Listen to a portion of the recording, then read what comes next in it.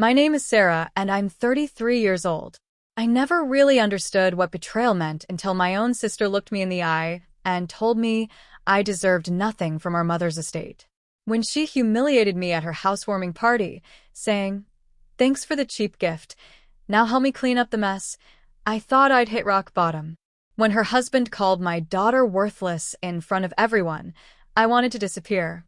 But then my 11-year-old Emma stepped forward and asked for everyone's attention. What happened next changed everything. Before I tell you how my daughter turned my deepest shame into the most empowering moment of my life, let me know in the comments where you're watching from.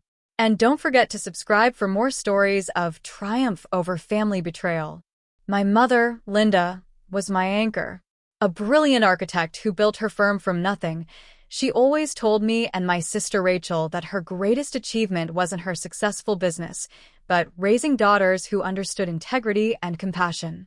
When I'm gone, she'd say during our weekly coffee dates, everything will be divided equally between you two. Not because you're entitled to it, but because you're both my legacy. I believed her completely. Why wouldn't I? My mother had never lied to me in 33 years. The phone call came on a Thursday afternoon. I was helping Emma with her homework when Rachel's number flashed on my screen. My heart sank immediately. Rachel never called during the week, preferring to communicate through carefully orchestrated family gatherings. "Mom collapsed at the office," Rachel said, her voice strangely flat. "They rushed her to St. Mary's Hospital." "It's serious, Sarah." I remember my hands shaking as I grabbed my keys, telling Emma we needed to go immediately. During the frantic drive to the hospital, all I could think about was getting there in time to tell my mother I loved her. But I was too late. By the time Emma and I rushed through those hospital doors, my mother was gone. Rachel stood in the hallway talking to a doctor, her posture rigid and controlled. When she saw us, something flickered across her face, something I now recognize as calculation. "She went peacefully," Rachel said without offering any comfort. "We need to start making arrangements." Looking back, I should have noticed how she said "we" but clearly meant "I." How she immediately took charge, speaking to the medical staff as if she were the only daughter present. But grief blinds you to warning signs. What you need to understand about my life before this moment is that I was already familiar with loss. My husband David had died in a motorcycle accident 5 years earlier, leaving me to raise Emma alone. The grief had nearly destroyed me, but I'd slowly rebuilt our lives, finding work as a freelance graphic designer that allowed me to work from home and care for Emma. Emma had struggled after losing her father. She developed anxiety that made concentrating difficult, and school became a challenge. Some therapists suggested it was trauma-related. Others said she might have always had attention issues that became pronounced during stress. Whatever the cause, my sweet, creative daughter needed extra support, which meant expenses I could barely manage. Rachel and her husband Marcus, with their perfect suburban house and successful careers, she joined our mother's firm while he worked in finance, never hid their disapproval of my choices. To them, my small apartment and freelance work were embarrassing. They viewed Emma's anxiety as something I had somehow caused through overprotective parenting. "If you hadn't coddled her so much after David died, she wouldn't be having these problems," Rachel had said during last Christmas dinner, her voice sweet but venomous. "Children need structure, not constant accommodation." At the funeral home the next day, I sat quietly while Rachel discussed arrangements with the director, who kept addressing only my sister despite my presence. When I suggested that Mom would have wanted her college friends to speak at the service, Rachel cut me off. "I'm handling this, Sarah. Mom put me in charge of her affairs for obvious reasons." At the time, I assumed she meant because she was older or because she worked with Mom. It never occurred to me that my mother would have deliberately excluded me from decisions about her final arrangements. Why would she? We'd always been close, talking several times a week about everything from work to Emma's progress. The funeral was beautiful in that heartbreaking way that good funerals are. Hundreds of people came, clients, colleagues, friends who shared stories about my mother's generosity and vision. Emma stayed close to me, her small hand providing the strength I desperately needed. Rachel delivered a polished eulogy that sounded more like a business presentation than a daughter's farewell. Marcus sat in the front row looking uncomfortable, occasionally patting Rachel's shoulder in a gesture that seemed performative rather than genuine. When I spoke, my voice broke as I shared memories of Mom teaching me to draw, how she never missed Emma's school plays despite her busy schedule, how she called every Sunday just to hear about our week. Throughout my speech, I noticed Rachel watching me with an expression I couldn't identify, not grief, not sympathy, but something calculating. The will reading is scheduled for Monday, Rachel told me as people left the church. Morrison's office at 3 p.m. Don't be late. Thomas Morrison had been my mother's attorney for over a decade. I'd met him at numerous family events and had always found him professional but warm. I assumed the reading would be painful, but straightforward. Mom had always been organized, transparent about her intentions. How wrong I was. Morrison's office was located in a prestigious downtown building, all marble and mahogany and intimidation. Emma had a shortened school day, so she came with me, sitting quietly beside me in the reception area with her sketchbook open, drawing intricate patterns that helped calm her anxiety. Rachel and Marcus arrived exactly on time, both dressed like they were attending a board meeting rather than a family matter. Rachel barely acknowledged me, but she glanced at Emma with that condescending look adults give children they don't respect. "How's school going, Emma?" she asked with false brightness. "Still having trouble focusing in class?" Emma looked up from her drawing. "I'm working on a project about fractals," she said quietly. "They're patterns that repeat at different scales." Morrison welcomed us into his office, which smelled of leather and authority. He offered perfunctory condolences before getting straight to business, opening a folder containing what I assumed was my mother's will. "As you know, Linda Richardson was a meticulous woman who gave careful consideration to her estate planning," Morrison began. "I'll now read her last will and testament, executed and signed for weeks before her passing." For weeks? Something about that time frame bothered me, but before I could process it, Morrison continued. "I, Linda Marie Richardson, being of sound mind and body, do hereby bequeath my entire estate, including my architectural firm, all real estate holdings, financial accounts, and personal effects, to my daughter Rachel Elizabeth Richardson."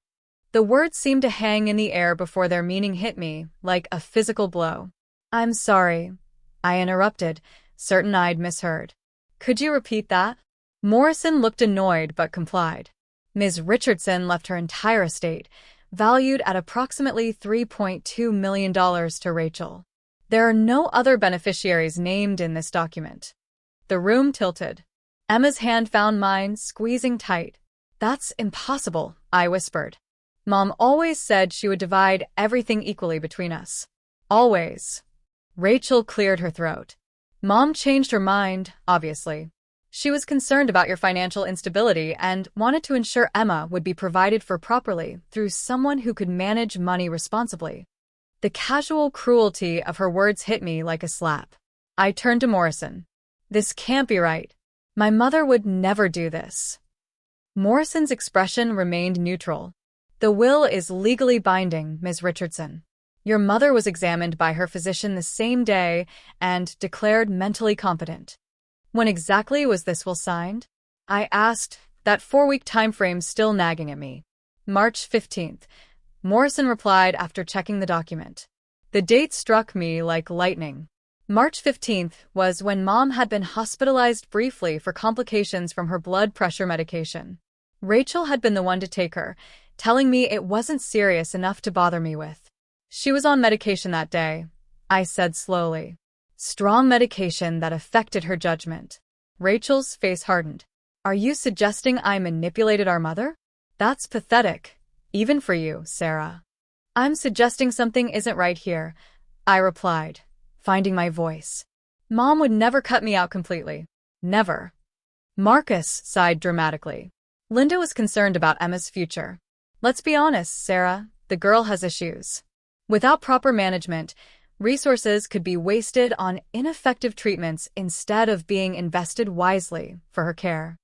"Don't talk about my daughter like she's not sitting right here," I snapped, protective fury rising in me. "Mom, it's okay. Emma whispered, though I could feel her trembling. Rachel leaned forward. Mom made her decision. She knew I would look out for both of you if necessary. But frankly, your constant financial struggles, despite all the opportunities we've given you, proved to her that you couldn't handle this level of responsibility. What opportunities? I nearly shouted. You've never helped us once since David died. We've watched you make one poor choice after another, Rachel continued as if I hadn't spoken. That freelance work instead of getting a real job, like Mom offered to help you with. Wasting money on therapists for Emma when standard school counseling would have been sufficient. She's never going to be normal, Sarah. She'll always need support. The room went silent. Even Marcus looked uncomfortable at Rachel's words. Emma's face had gone pale, her eyes fixed on her sketchbook. Emma, go wait in the hallway, please, I said quietly. For once, Emma didn't argue. She gathered her things and slipped out, closing the door behind her. I turned back to my sister, cold fury replacing my shock. You will never speak about my daughter that way again. Ever. Emma is brilliant and creative and worth 10 of you. Mom knew that. She loved Emma. Mom was practical, Rachel countered. She knew the girl would need lifelong support, and she didn't trust you to provide it effectively. I'm the executor now, and I'll make decisions about what assistance, if any, you receive. I stood up, gathering my purse. I'll contest this. Mom wasn't competent when she signed this will. Morrison cleared his throat. You're certainly entitled to challenge the will, Ms. Richardson. However, such challenges typically cost between $75,000 and $150,000 in legal fees, with no guarantee of success. The amount might as well have been $10 million. I had less than $8,000 in savings. I'll find a way, I said, though my confidence was already faltering. Rachel smiled coldly. Good luck with that on a freelancer's income. I walked out without another word, finding Emma sitting on a bench in the hallway, her sketchbook closed in her lap. Is it true? She asked quietly as we rode the elevator down. Did Grandma really think I needed to be taken care of? My heart broke all over again. Absolutely not, sweetheart. Grandma adored you. Something is very wrong about this whole situation. But even as I reassured my daughter, doubt crept in. Had my mother really lost faith in me so completely? Had she seen me as such a failure that she believed I couldn't be trusted with my own inheritance? That night, after Emma went to bed, I called Patricia, a lawyer who had helped me with David's estate. She confirmed what Morrison had implied. Contesting the will would be expensive, time-consuming, and difficult to win without clear evidence of coercion or incompetence. If your mother was examined by a doctor the same day and declared competent, that creates a significant hurdle, Patricia explained gently. And if there are documented concerns about financial management, that would further complicate things. I spent that night crying silently, questioning everything I thought I knew about my relationship with my mother. Had I disappointed her so deeply without realizing it? Had all those coffee dates and warm conversations been hiding her true feelings about me? In the morning, I found Emma sitting at our small kitchen table, her eyes red from crying. We don't need Grandma's money, she said with a determination that surprised me. We were okay before and we'll be okay now. Looking at my daughter, so young but carrying wisdom beyond her years, I made my decision. I would walk away. Not because Rachel deserved to win, but because Emma deserved a mother who wasn't consumed by bitterness and a legal battle we couldn't afford. You're right, I told her, kissing the top of her head. We're going to be just fine. I didn't know then how prophetic Emma's words would prove to be, or that walking away would be the beginning of finding our way back to something better. 8 months after the will reading, Emma and I moved to a different neighborhood. I couldn't bear staying in our old place, where every corner held memories of my mother's visits, helping with Emma's school projects, bringing groceries when money was tight, listening to my work frustrations over endless cups of tea. Our new apartment was smaller but brighter, with a little balcony where Emma could set up her art supplies. I'd left freelancing behind and found a position at a nonprofit organization that provided art therapy programs for children dealing with trauma. The pay was modest, but the work was meaningful, and my supervisor, Janet, was understanding about Emma's needs. Emma started at a new school with a program specifically designed for children with anxiety and attention challenges. At her previous school, she'd been seen as unfocused and scattered. Here, her teacher, Mrs. Chun, recognized something others had missed. "Your daughter has an extraordinary visual memory," Mrs. Chun told me during our first parent-teacher conference. "She can recall images and patterns with remarkable accuracy. Have you noticed this at home?" I had, but I'd always considered it just one of Emma's quirks. She could remember exactly where she'd left something weeks ago, could recreate complex designs after seeing them once, could recall conversations by visualizing where people were standing when they spoke. "She sometimes struggles with verbal instructions," Mrs. Chin continued, "but her visual processing is exceptional. We're adapting her curriculum to build on these strengths." For the first time since David died, I felt like someone truly saw my daughter. At the nonprofit, I formed a friendship with Dr. Kelly Martinez, a child psychologist who ran our art therapy program. Unlike Rachel, who had always treated me with barely concealed disdain, Kelly was genuinely supportive, often staying late to discuss strategies for helping Emma thrive. "Trauma manifests differently in every child," she told me one evening as we cleaned up after session. "Emma's anxiety isn't a flaw. It's her mind's way of protecting itself. With the right support, children like her often develop extraordinary resilience and creativity." Slowly, we built a life based on what we had rather than what we'd lost. I joined a support group for single parents, finding practical advice and emotional support from others who understood our challenges. Emma participated in the art therapy program, where her visual skills were celebrated rather than seen as compensation for deficits. We weren't wealthy. I still checked sales flyers and shopped at thrift stores, but we were stable and, more importantly, we were happy. Emma's confidence grew as she found ways to work with her mind rather than against it. One evening, as we walked home from the community center, Emma surprised me by recalling a conversation she'd overheard between my mother and Rachel nearly 2 years earlier. "You were in the kitchen making dinner," she said, her voice careful and precise. "Grandma was on the phone with Aunt Rachel, and you had it on speaker because your hands were messy from cooking. Grandma was upset because Rachel wanted to expand the firm too quickly. She said, 'I'm not changing my will just because you're impatient, Rachel. Sarah and Emma deserve their share, and that's final.'" I stopped walking, staring at my daughter in amazement. "Emma, that's exactly what happened. How do you remember that so clearly?" She shrugged, looking down at her shoes. "I remember lots of things people don't think I notice. And I remember that conversation because Grandma sounded angry, and she never got angry." The simple truth of her observation hit me like a wave. My mother had rejected Rachel's pressure to change the will. For the first time since the reading, absolute certainty replaced my lingering doubt. But by then, Rachel had already taken over the firm, sold Mom's house, and consolidated the assets. The time for a legal challenge had passed, and frankly, our new life was too precious to risk disrupting with a bitter court battle. "You're right," I told Emma, squeezing her hand. "But we're doing well without that money, aren't we?" She nodded thoughtfully. "Yeah, but it's not fair. Grandma wouldn't like what happened." No, I agreed she wouldn't. What I didn't realize then was that Emma wasn't just making an observation. She was formulating a plan. The invitation arrived almost exactly 1 year after my mother's death. Thick, expensive cardstock announcing Rachel and Marcus's housewarming party at their new mansion, purchased, I assumed, with my mother's money. I stared at it in disbelief, wondering why they would invite me after everything that had happened. "Are we going?"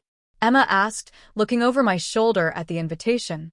"Absolutely not," I replied, tossing it toward the trash. The idea of watching Rachel show off her stolen inheritance made my stomach turn.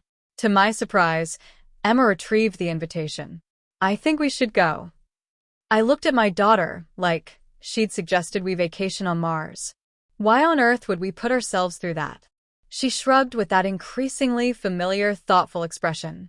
"I just think it might be important." "Important how?" "To watch Rachel flaunt Mom's money. To have her friends look down on us?" "No, thank you." "Please, Mom." Emma persisted with unusual determination.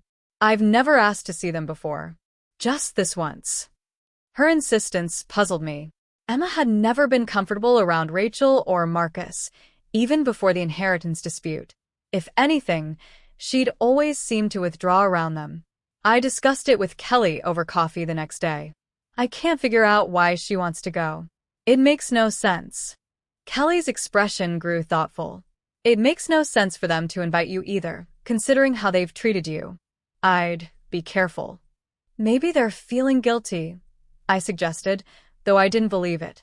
Or maybe they want to show off their success while appearing magnanimous toward their less fortunate relatives, Kelly countered.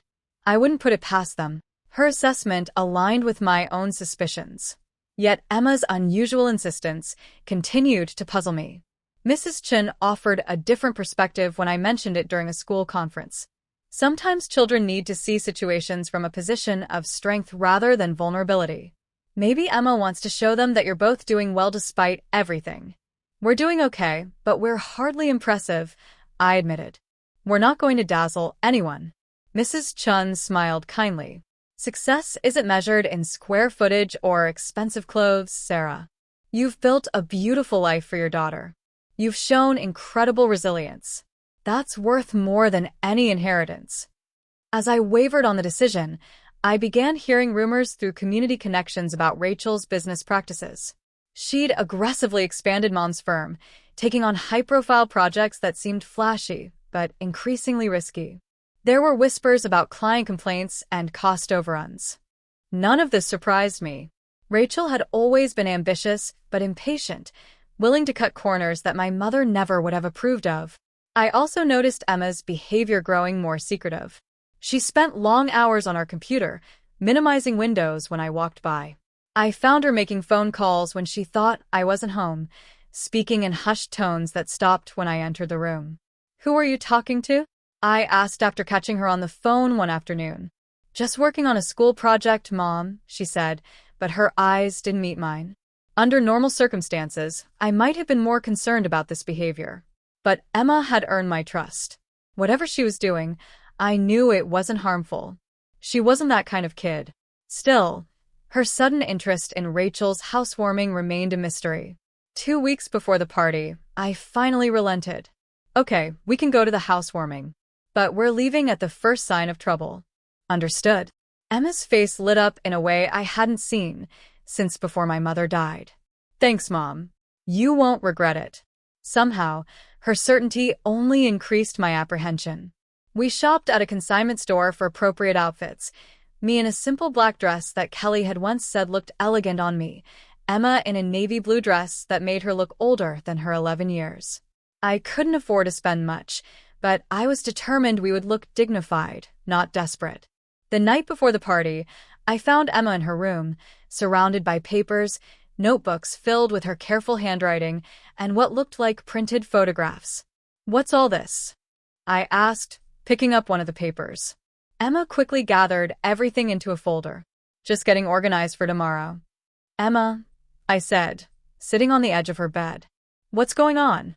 This doesn't look like schoolwork." She looked at me for a long moment, then said something that sent chills down my spine. "Sometimes you have to let people think they've won before they can really lose." "Where did you hear that?" "Grandma said it once about a difficult client who was trying to cheat her." I studied my daughter's face, seeing shadows of both David and my mother there, the same determined set to her jaw, the same intelligent eyes that seemed to see more than they should. "Emma, we're not going to this party for revenge," I said carefully. "That's not who we are." "Not revenge," she corrected. "Justice. There's a difference." I left her room that night with a strange mixture of worry and wonder. My little girl wasn't so little anymore, and she understood far more than I'd given her credit for.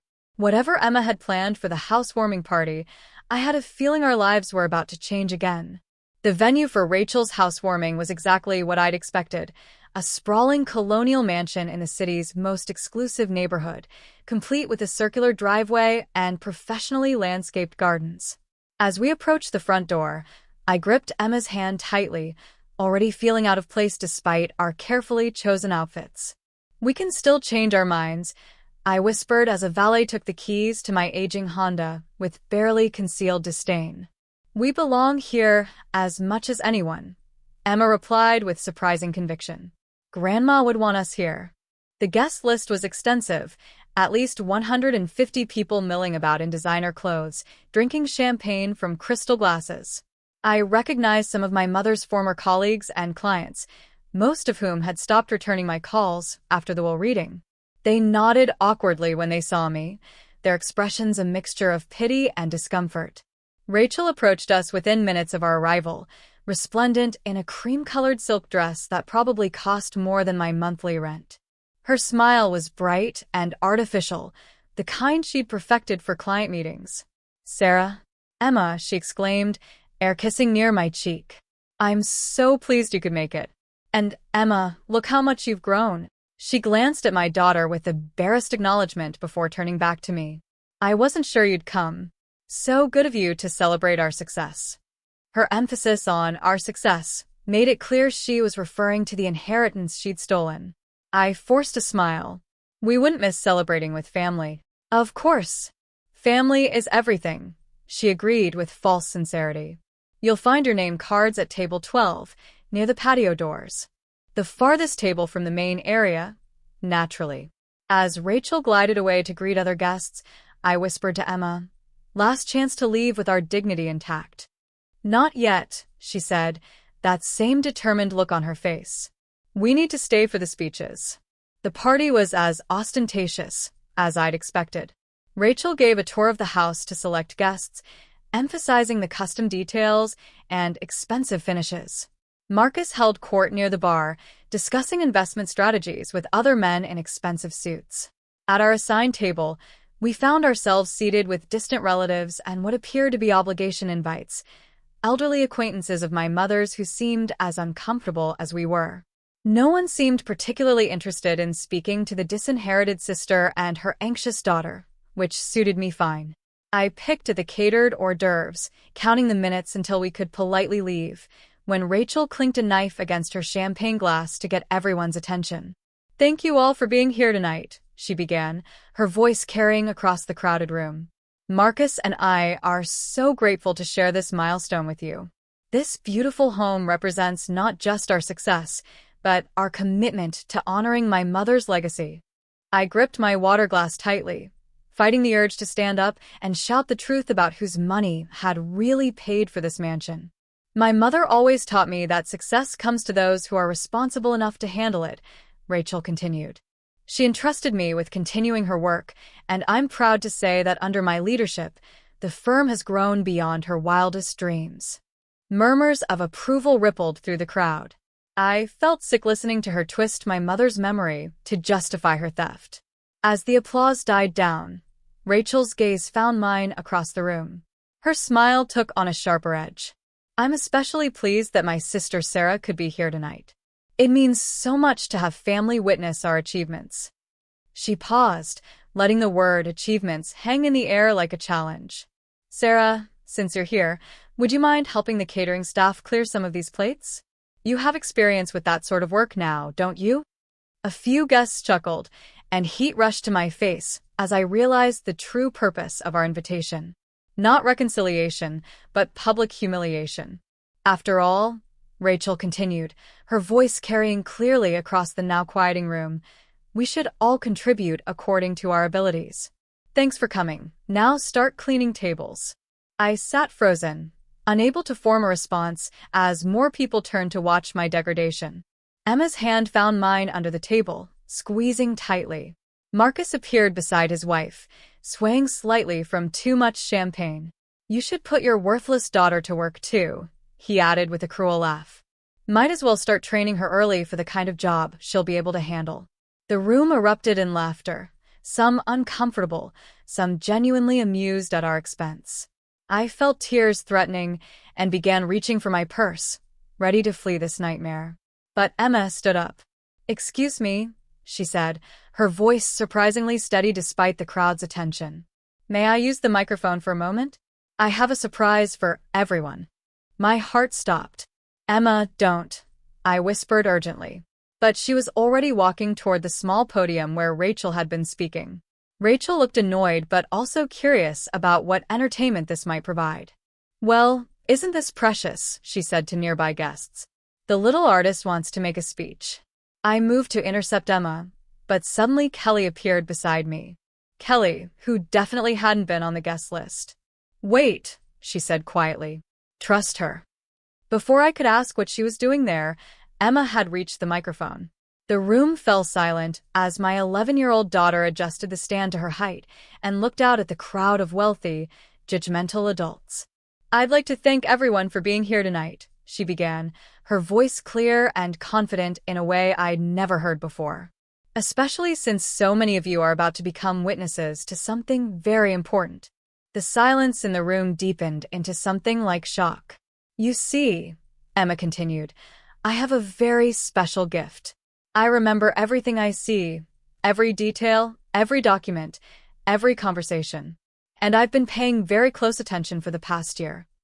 My heart pounded so hard I could barely hear over its rhythm. "What was happening?" "For example," Emma said, reaching into her small purse and pulling out a folded document, "I remember when Aunt Rachel visited Grandma in the hospital on March 15th, the day she supposedly signed a new will." She unfolded the paper and held it up. Even from where I sat, I could see it was a photocopy of some kind of medical record. According to the hospital records, which I was able to access through Grandma's patient portal, she gave me the password for her tablet, remember? She was given a sedative at 2:30 p.m. that day. The medication specifically warns against making legal decisions while under its influence. Gasps rippled through the crowd. Rachel's face had gone pale. "But that's not all," Emma continued with remarkable composure. "I also remember finding some very interesting papers in Aunt Rachel's briefcase when she visited us after the funeral." She reached into her purse again and pulled out another document. "This is a copy of a letter from Morrison and Associates. That's the law firm, dated 3 weeks before Grandma died. It says that Rachel Richardson requested a consultation about alternative estate planning options and asked specifically about the minimum time frame required for a will to be considered valid."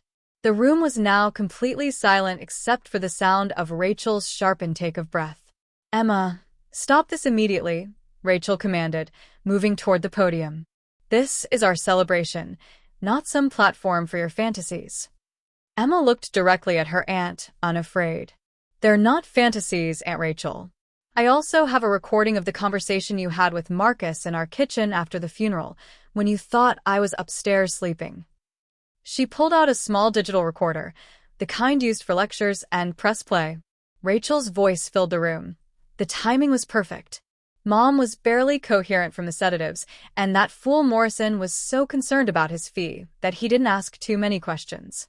"Sarah will never be able to prove anything," Marcus's voice replied. "And if she tries to contest it, she doesn't have the money for a legal challenge. By the time she could scrape together the funds, we'll have liquidated everything and moved it offshore." Emma stopped the recording. The silence was deafening. "That doesn't sound like someone who inherited money legitimately, does it?" she asked the crowd. Rachel lunged toward the podium, her face twisted with fury. "You little freak. How dare you spy on us?" Kelly stepped between them, moving with surprising speed. "I wouldn't do that if I were you, Rachel. Threatening a minor in front of 150 witnesses would just add to your legal troubles." I finally understood why Kelly was there. Emma had enlisted her help, had been working with her for months. My daughter, who everyone had underestimated, had been building a case. "This is ridiculous," Marcus sputtered, looking desperately around the room. "You're going to believe the delusions of a disturbed child?" "Actually," came a new voice from near the entrance, "we're going to believe the evidence." I turned to see Detective Robert Kim, whom I recognized from news reports about white-collar crime investigations.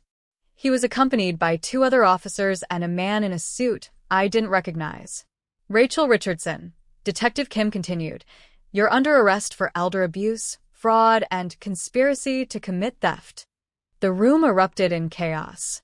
Guests began streaming toward the exits, phones out, undoubtedly capturing and sharing the scandal in real time.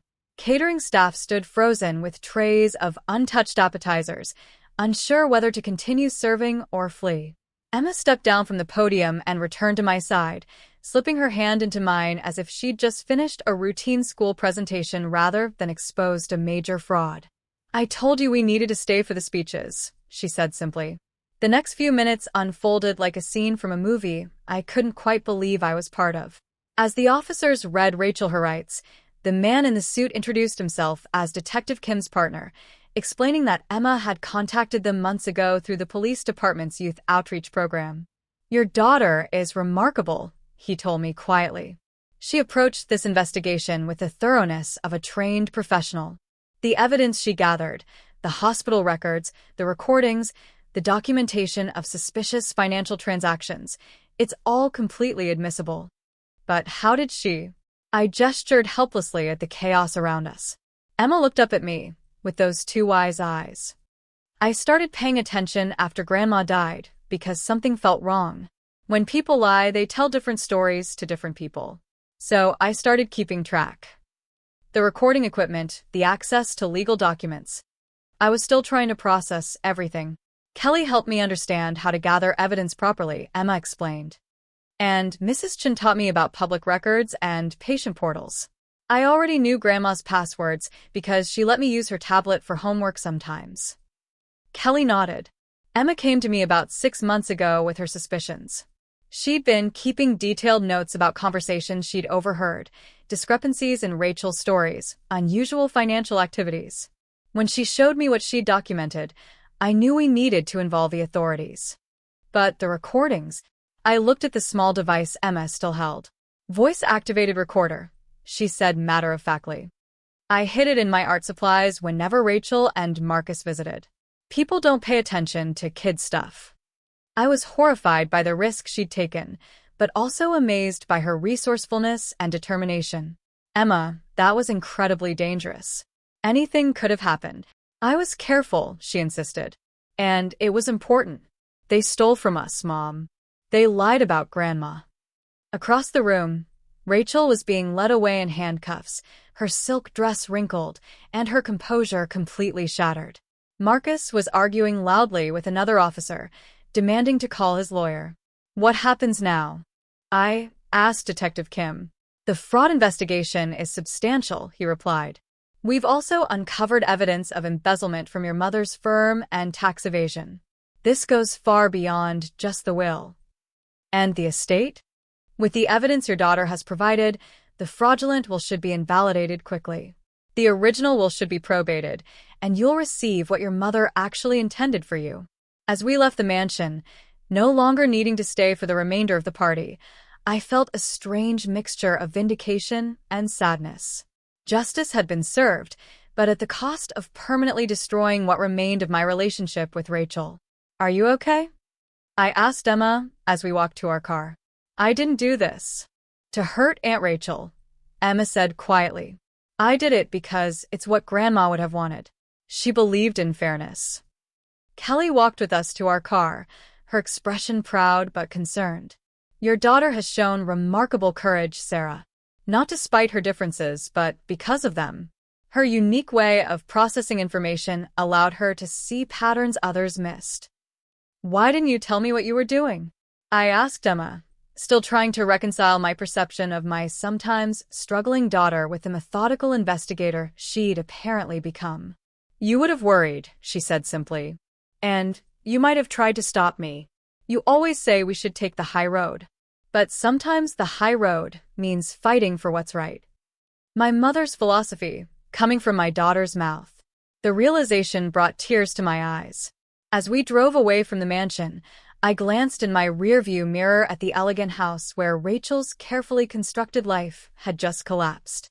Police cars lined the driveway, their red and blue lights painting the manicured lawn in harsh colors. "Mom," Emma said quietly from the back seat. "I found something else." She pulled out a small notebook and opened it to a page covered in her careful handwriting. "When I was looking through Grandma's patient portal, I found her real will. The one she filed with the court 3 months before she died." My heart stopped. What did it say? "Have to you, have to Aunt Rachel," just like she always promised. But there was something else. A special education fund for me and a letter. She handed me a folded piece of paper. I printed it out. "It's from Grandma to you." With shaking hands, I unfolded the letter. My mother's words, written in her elegant script, swam before my eyes. "My dearest Sarah, if you're reading this, then I'm gone, and I hope the transition of my estate has been smooth. I want you to know that of all my achievements, watching you raise Emma has been my greatest pride. You've shown her that being different isn't being less than, it's being uniquely gifted. Emma sees the world in ways others don't. Protect that gift, nurture it, and never let anyone convince you that she's anything less than extraordinary. The education fund I've established for her should help you provide whatever support she needs to flourish. You've been a wonderful daughter and an even better mother. Trust yourself, trust Emma, and remember that real wealth isn't measured in dollars, but in the love we share and the integrity we maintain. All my love, Mom." I pulled over to the side of the road, my vision blurred by tears. Emma climbed into the front seat and hugged me tightly. "She did see me," I whispered. "She did believe in us." "She never stopped believing in us," Emma corrected. "Aunt Rachel lied about everything."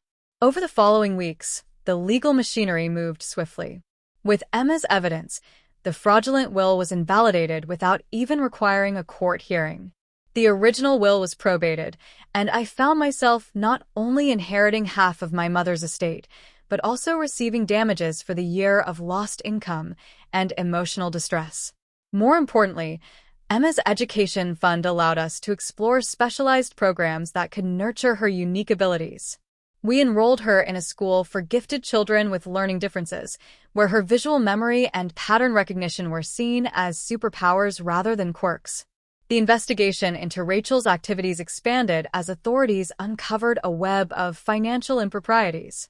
She had been using my mother's firm to launder money for questionable development projects, skimming funds from client accounts, and falsifying tax documents. The inheritance theft had been just the tip of the iceberg. Marcus, facing his own charges for participating in the fraud, quickly negotiated a plea deal in exchange for testimony against Rachel. Their marriage dissolved as quickly as their financial empire, with Marcus fleeing to his parents' home in another state. I felt no satisfaction in Rachel's downfall. Despite everything she'd done, she was still my sister, and I remembered the closeness we'd shared as children before ambition and jealousy poisoned our relationship. Through our lawyer, I arranged for Rachel to receive a small monthly allowance from the estate, enough to cover basic living expenses, but not enough to fund another lavish lifestyle. It wasn't forgiveness exactly, but it was the decision I could live with. "Why are you helping her?" Emma asked when I explained the arrangement. "Because it's what Mom would have wanted," I said. "And because showing mercy doesn't make us weak, it makes us strong." Emma considered this thoughtfully. "Grandma always said that being kind didn't mean being a pushover." "That's right. There's a difference between being kind and being taken advantage of."